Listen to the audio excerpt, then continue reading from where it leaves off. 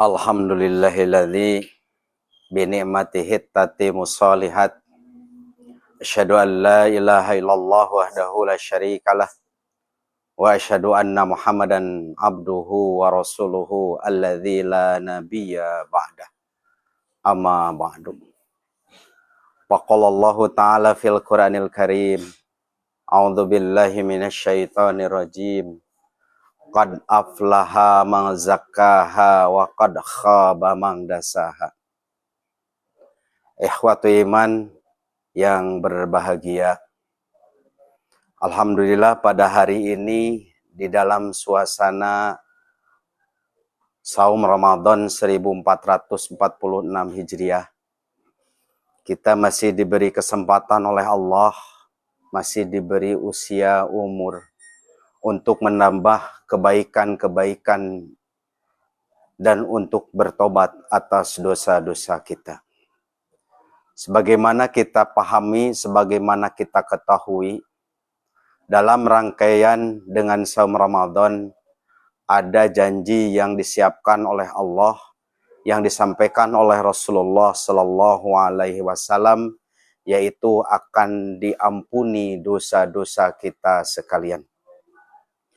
Kita semuanya sudah pada hafal tentang hadis itu, tentang saum Ramadan, tentang qiyamul Ramadan, termasuk tentang ibadah di malam Lailatul Qadar. Semuanya ghufirallahu ma taqaddama min dhanbi. Ikhwati iman yang berbahagia. Tetapi kita perlu memperhatikan salah seorang sahabat Rasulullah Sallallahu Alaihi Wasallam, seorang sahabat yang sangat dicintai oleh Rasulullah, termasuk beliau sebagai mertuanya Rasulullah, yang bernama Abu Bakar Siddiq. Dalam suatu keterangan disampaikan, kata Rasulullah, salah satu sahabat yang akan masuk surga dengan bi ghairi hisab, diantaranya adalah Abu Bakar Siddiq. Tetapi dengan tawadunya Abu Bakar Siddiq, beliau pernah suatu saat datang kepada Rasulullah dan bertanya kepada Rasulullah, minta diajarkan salah satu doa. Dalam hadis riwayat Imam An-Nasa'i, Abu Bakar Siddiq bertanya kepada Rasulullah, ya Rasulullah, alimni du'aan ud'u bihi fi sholati.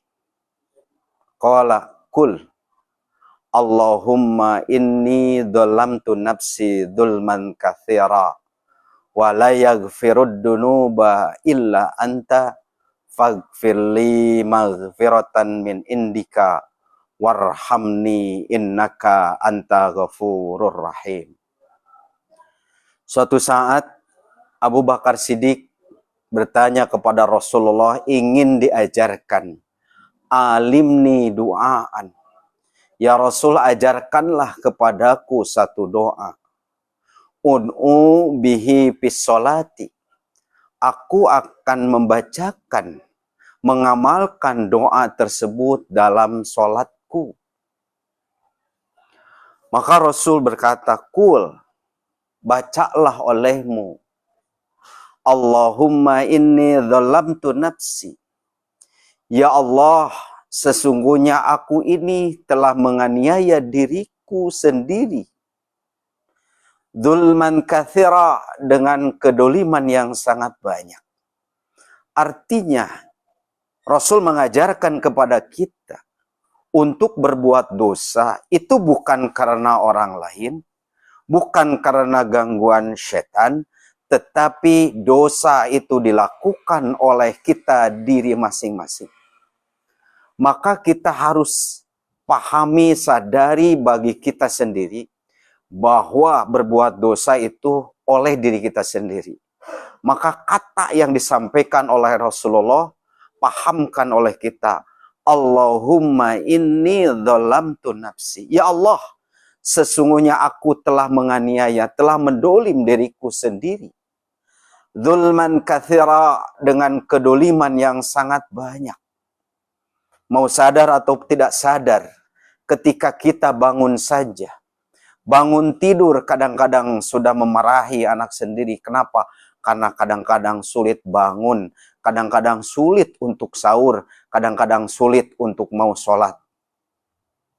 Kita kadang-kadang sudah memarahi anak sendiri.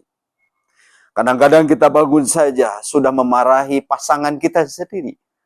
Mau suami kita atau istri kita. Inni dzalamtu nafsi.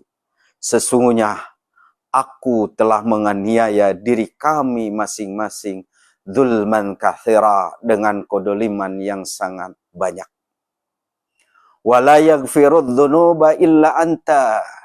Kata Rasul, tidak ada siapapun yang bisa mengampuni dosa kita illa anta, kecuali hanya Allah saja semata. Maka dalam doa itu, faghfirli, ya Allah ampuni aku, ya Allah ampuni aku, ya Allah ampuni aku. Maghfiratan min indika, dengan ampunan yang ada di sampingmu ya Allah. Warhamni, dan berilah kasih sayang kepada kami. Para ulama, ada yang menafsirkan dengan warhamni itu akan dimasukkannya kita ke dalam surga Allah. Karena dengan rahmat Allah, kita semua akan bisa masuk surga dan ampunan Allah. Innaka anta ghafurur rahim. Sesungguhnya Allah itu maha pengampun lagi maha penyayang. Kita pahami, dalam suasana Ramadan ini, banyak saat-saat diijabahnya doa. Waktu diijabahnya doa. Di antaranya ketika kita sahur. Kita melaksanakan sahur saja. Itu kita bisa memanjatkan banyak keinginan kita dengan doa-doa kita. Kata Rasul, di antara saat diijabah doa di waktu sahur. Rasul juga mengatakan, orang yang sahur sampai buka, itu dia termasuk orang yang diijabah doa. Termasuk saat ketika kita berbuka juga, ada doa yang bisa kita panjatkan untuk dimohonkan kepada Allah Subhanahu wa taala. Tetapi dalam doa tadi, itu diajarkan oleh Rasulullah kepada Abu Bakar Siddiq. Termasuk Abu Bakar Siddiq, dia membaca doa itu di akhir sholat beliau ketika sujud terakhir.